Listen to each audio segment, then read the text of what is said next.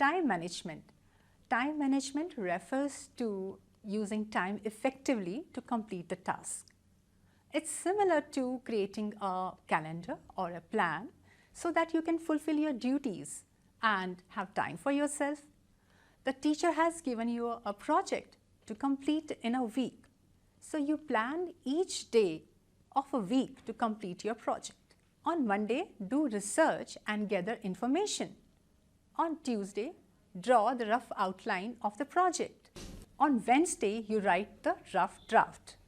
On Thursday, you revise and improve your project. On Friday, you read the documents and make the final changes. Saturday, use 1 hour in editing the documents.